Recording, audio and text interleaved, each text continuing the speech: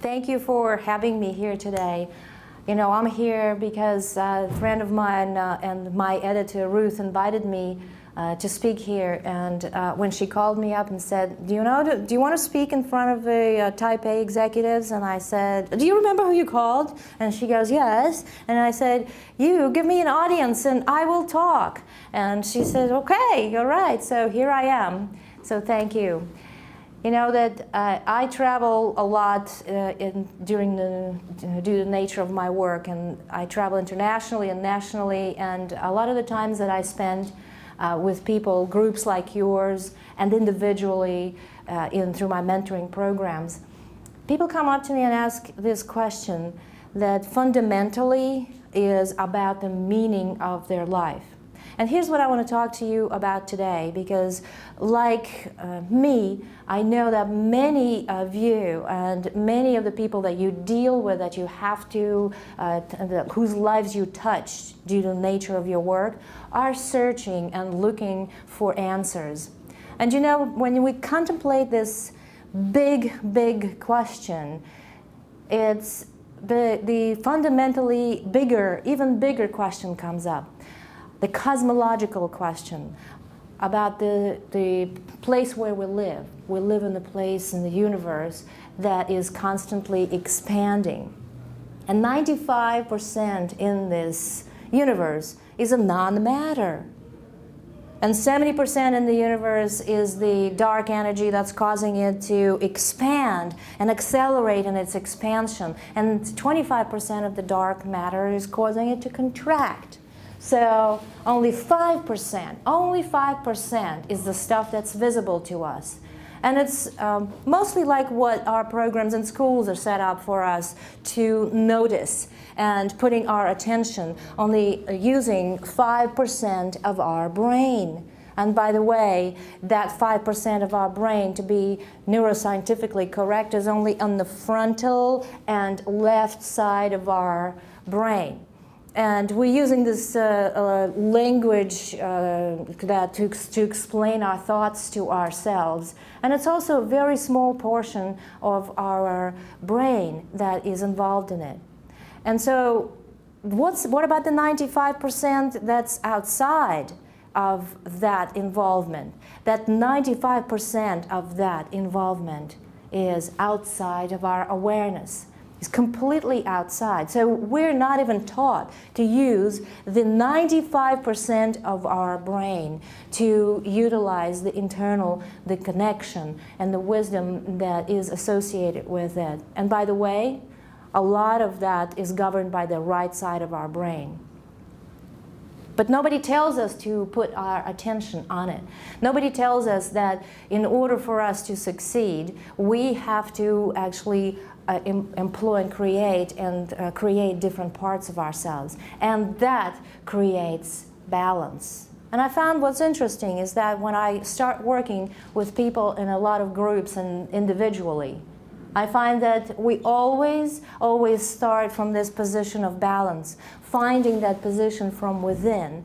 And when you're in a position of balance, it's really very easy then to access the information.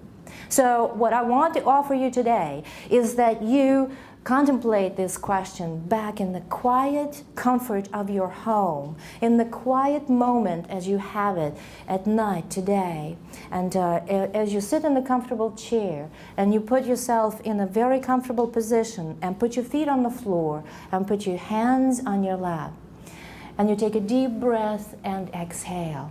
And then notice what begins to happen in the part of your body that is below your neck. So when you notice that there are some processes that begin to happen, that may be the tingling in your feet, and maybe the tingling in your fingertips. And when you notice those, you begin to notice that overall your body begins to relax. And that is something that we all want. When you take another deep breath and let go, magic begins to happen. Things begin to happen that were outside of your awareness before. and wisdom and inner truth begins to bubble up to the surface, and you find the connection into the consciousness that wasn't available for you before. So I love to speak with your group, because it really reminds me where I was in that moment in my life when I was in the corporate environment and working for some while, over a decade, in banking. It's really interesting that I know the type of stress and the amount of information that you have to come up against every day. Every day there's a decision to be made, there's a person to work with, there's new information that comes up, and it's stressful, and it could be detrimental in various ways. And by the way, like many of you, I grew up in the environment where work, and working hard was the objective in order to achieve success. My father, a very accomplished, successful architect, was there at the moment where I needed to make all of my decisions going into a big life. So he taught me those very simple truths, that success is measured in achievements and money. And when you have that, you have success. And when you don't, then nothing else can matter. You have to get on working really hard. And as I didn't know what I wanted at that time. I was just a girl. But he was my authority, and I listened to him. And I know that comes with experience. I was searching for those inner truths, but I didn't know that then. So before I knew anything, I ended up with a PhD in architecture, my father's favorite subject. And then I realized I really didn't like architecture that much as my father did. So I was looking for a way to not work in it. And when I moved to the United States, there became an opportunity for me to look at all the world of opportunities unfolding here. So I thought that it makes more sense for me to do something that I chose. So then I went to work in banking. And I worked and worked and worked, applying myself to earning an MBA and working very high on the ladder of my success. And at some point, I realized that I work very hard. I have everything. I have access to everything. Money at my fingertips, travel, first class, Fifth Avenue shopping experience, fine dining, everything that you could want. Yet, I still didn't have the satisfaction. On the outside, I was successful and portrayed myself to be happy and accomplished. On the inside, I was miserable. And I was searching for that meaning. But my journey didn't become active. I didn't enter my journey until something else happened, until this situation happened on the outside. 9/11 happened, and I watched the towers collapse. And with that, my whole world collapsed. Do you know how that is? You all know where you were on 9/11, and you know what happened then. And what I became aware of is that this is my call to adventure, and I need to take that journey, and I need to take it on now, because that's the time. And when you take the call to adventure, things begin to happen. And if you don't, if you refuse, then crisis occurs. Before I could embark on that adventure, the crisis occurred in my life. I was sick, was diagnosed with a hypothyroid. And when I went to the doctor, he said, you have to go on the pill or you need surgery. And I said, I don't want any of that. I am a very good follower of Western medicine. Yeah, I don't want any of that in my life. So he said, okay, take 3 months and come back for retesting. So I did.